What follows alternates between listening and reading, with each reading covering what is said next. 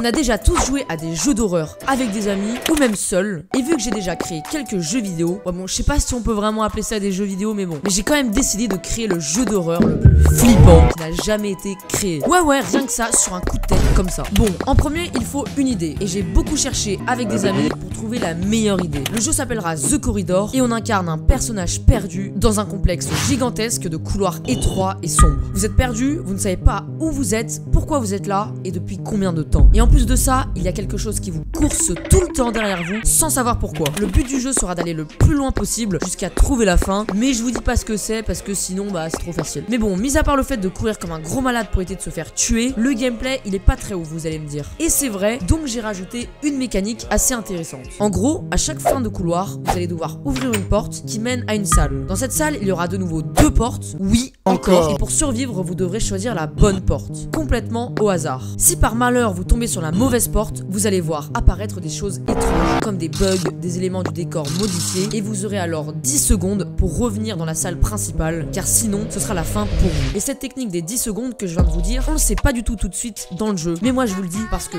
vous êtes mes petits abonnés chéris. Enfin, j'espère que vous êtes abonnés, parce que si c'est pas le cas, on s'abonne tout de suite, hein. Allez.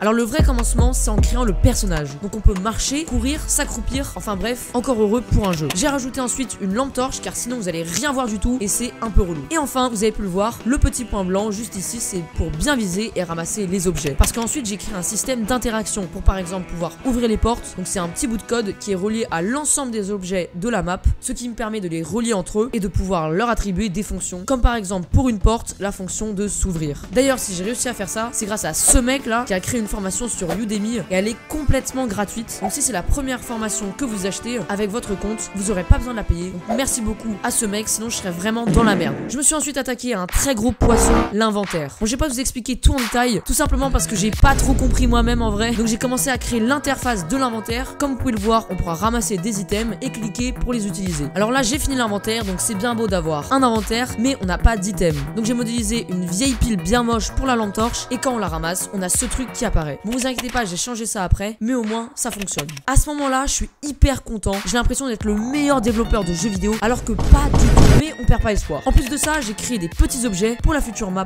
en plus, comme les lampes qui clignotent ou encore un système d'interrupteur. Alors voilà à quoi ressemble le jeu, et j'ai ensuite rajouté le fait de pouvoir stack les objets. Donc vous pouvez voir à droite le nombre d'objets qu'on a ramassés et qu'on a stacké. En plus, je peux changer le nombre d'items qu'il y aura de base. En mode on ramasse une pile, mais en réalité il y en avait 5, donc dans l'inventaire on en a 5. Bon, c'est un peu con dit comme ça, mais vas-y, vous serez content d'avoir des piles pour la lampe torche dans le noir en PLS avec un bug qui vous course derrière en criant. Enfin bref, après de nombreux bugs, parce que j'avais oublié de cocher des trucs, maintenant quand on ramasse par exemple 11 piles, ça en stocke 3 et 8. Donc ça marche super bien. Bon, comme ça c'est pas ouf, mais j'ai vraiment galéré à faire ça. Heureusement que ce mec existe vraiment. Ensuite j'ai refait l'interface de l'inventaire pour que ce soit plus joli, et enfin j'ai mis des icônes pour les objets qu'on ramasse. Comme ça c'est super beau et c'est incroyable. Et quand on clique sur l'objet, on peut l'utiliser. Ouais, l'examiner ou le jeter. Bon, en vrai pour l'instant on peut pas examiner ni jeter, mais c'est bon, désormais on peut jeter les items. Il y a même une petite icône pour montrer que c'est un item à ramasser. Franchement ça, si c'est pas génial. Bon, par contre vu que je suis éclaté en modélisation, on va pas mettre l'option examiner, sinon on va voir que je suis encore plus éclaté, donc c'est mort. Bon, je suis désolé, mais là on va faire un gros bond dans le temps, parce que ouais, en vrai j'avais oublié de filmer et j'avais un peu la flemme de tout refaire. Donc j'ai refait la map de test pour que ce soit plus clean. J'ai rajouté 3 barres, les premières pour la batterie de la lampe torche. J'ai fait en sorte d'ailleurs que la luminosité baisse petit à petit à partir de 10% de batterie. La deuxième barre c'est pour l'endurance. Oui, j'ai mis de l'endurance pour bien vous faire chier, mais parce que sinon en vrai c'est trop facile. Et la dernière barre, écoutez-moi bien, la dernière barre, c'est juste une barre de stress. En gros, quand la lampe torche est éteinte, vous commencez à stresser et votre vision commencera à se troubler. Il y a juste un petit problème, quand on éteint la lampe torche mais qu'on reste toujours en présence de lumière,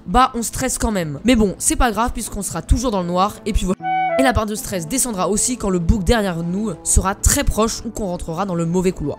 Bon c'est déjà la fin de cette vidéo. En vrai, si vous voulez m'aider, dites-moi ce que vous en pensez sincèrement en commentaire, et on se retrouve bientôt pour la suite de The Corridor. C'est épique. Ciao.